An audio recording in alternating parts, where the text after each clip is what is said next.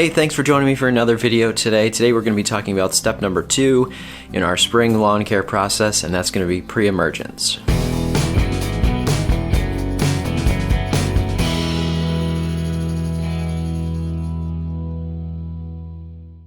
So most of you who have been watching the channel know that I have a cool season lawn, and we're just getting into kind of the part of spring here where our lawn should start to really take off.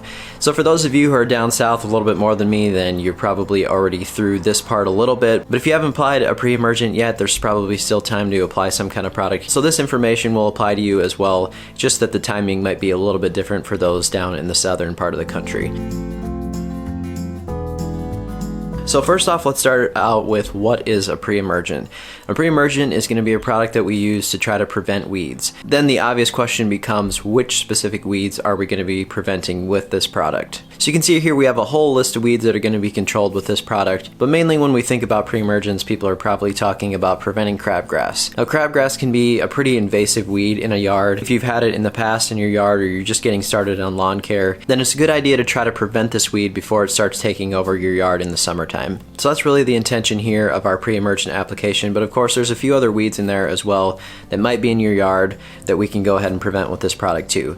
The thing that most people might get a little bit confused about is that these pre-emergents don't prevent weeds like broadleaf weeds, dandelions, clover, weeds like that are more of their broadleaf type. They're not going to be controlled with this product. So a lot of people apply this stuff, they think that it controls all these different types of weeds, and then they find these dandelions specifically in the spring in their yard and they think, this product didn't work, what happened?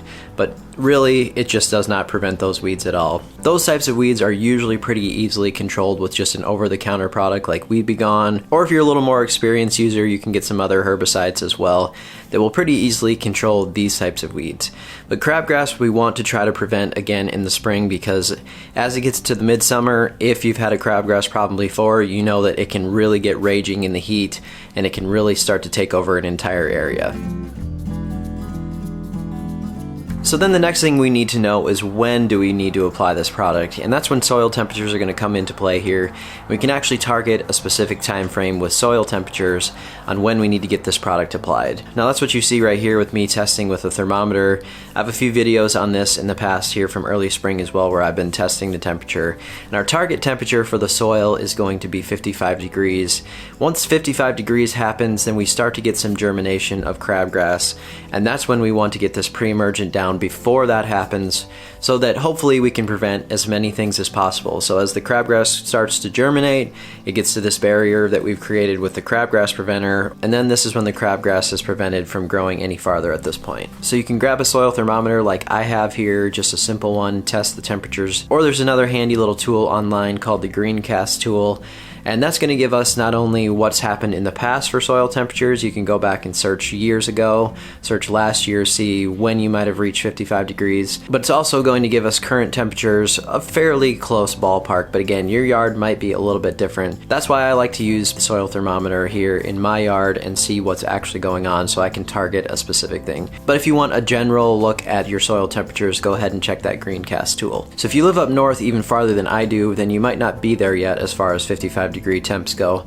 So search on that calendar there a little bit and see when the typical time frame is when you're going to reach 55 degrees.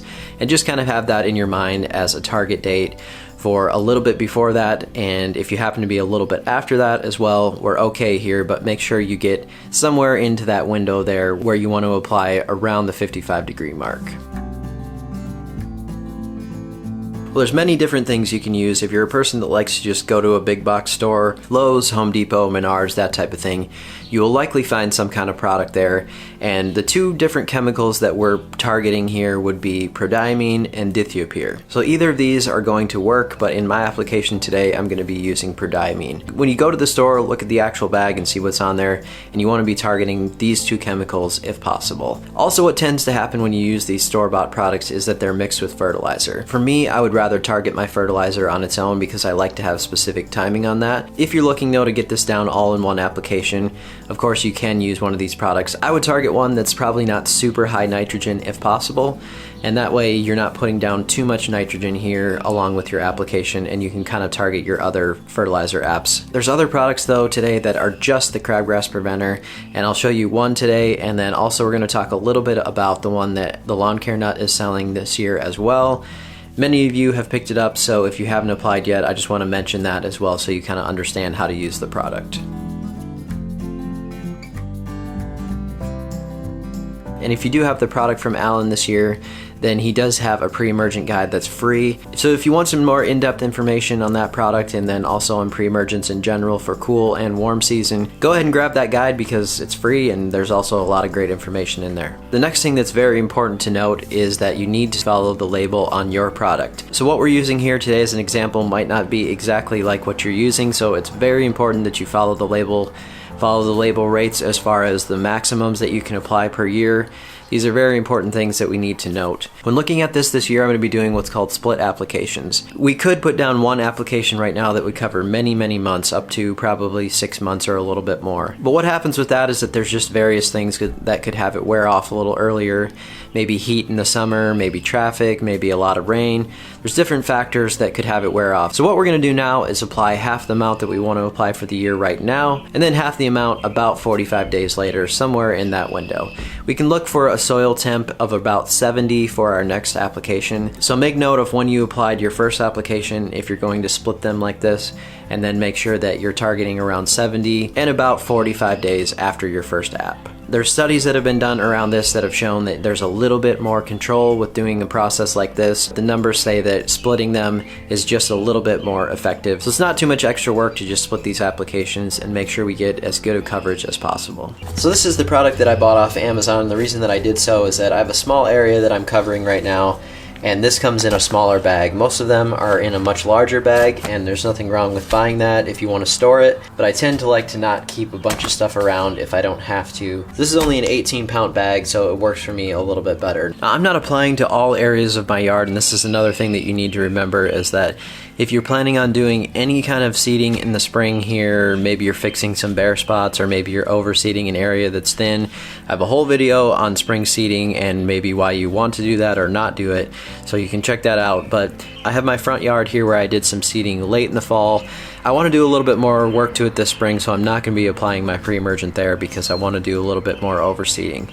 Also in my backyard, over the years, I've gotten my Kentucky bluegrass so thick that I don't seem to notice any sort of problems with crabgrass anymore, so I haven't been applying back there for a few years now. But also in the backyard, I use the clippings from that region in our garden for some specific things we do in our garden as well. So with that, I don't want any of this pre-emergent in those clippings going into the garden and affecting anything there. Okay, so I have Kentucky bluegrass and perennial ryegrass. You can see here we have a rate of 1.8 to 4.8 pounds per thousand. So that means that we can go up to 4.8 pounds for our season. Since we're splitting our apps into two here, I'm going to probably round that off to 2 pounds on this application and 2 pounds on the next. So then we're still under the 4.8 total for the season, and we have a nice round number there that will work okay for us. The thing you also want to pay attention to is how much you're applying if you want to do overseeding later in the season. So that's kind of where I'm targeting my rate on there.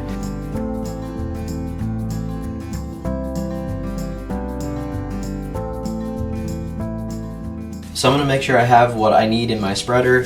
So we're just going to weigh out 2 pounds here to make sure we put that into our spreader for a 1,000 square foot section.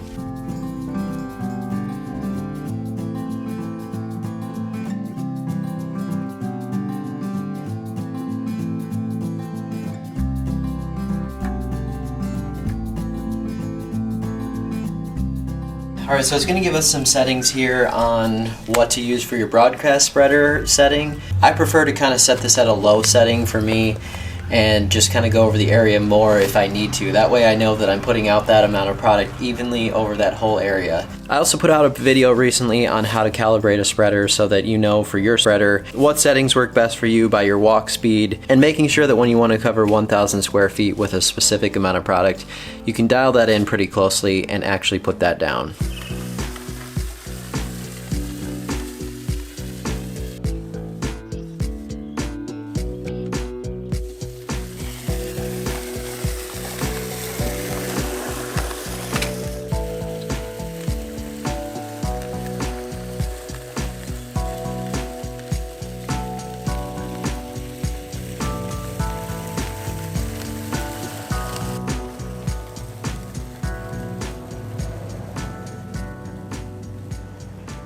Alright, so what I did here was, our rate was 2 pounds per 1,000, so I measured out 3 pounds, 1 extra pound, just to make sure that I could cover that area evenly and I wouldn't rot out in the spreader, because when you get to the bottom of a spreader, usually the flow is not coming out evenly, so I wanted to make sure that I had enough to cover that whole area. So what I should have had left was 1 pound here, and I've got 1 pound, 1 ounces basically. Very, very close to our application there of the 2 pounds per 1,000, so pretty good. Spreader setting that I used on my particular Scots then was 2 3/4. It's important that you calibrate your spreader because 2 3/4 on yours and your walking speed might be different than mine. Calibrate your spreader to kind of how you like to walk with it. And it's a good idea to measure out your product if it's the first time that you're using it to make sure you're putting down the correct application. After applying these products, they need to be watered in. So for me, I'm applying this right before we're supposed to get some rain here, so it needs about a 1/2 inch of water to be fully watered into the soil. So that way it'll create that barrier for us there, so very important that it does get watered in if you're not expecting rain, but if you can time it before maybe a nice rainfall, that would be a good timing as well. Just make sure you get about a 1/2 inch of water on there within around a week or so, and that'll be a pretty good target.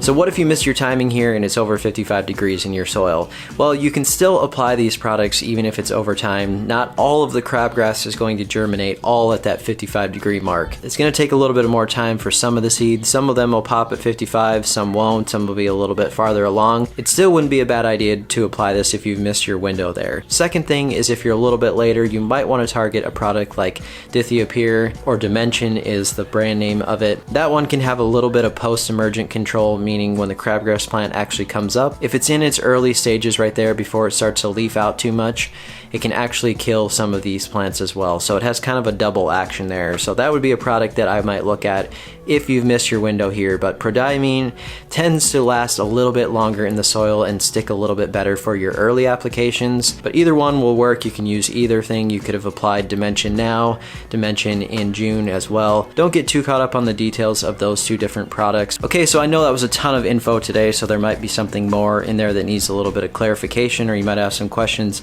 Let me know down in the comment section below, and thank you so much for watching this video. We'll see you next time.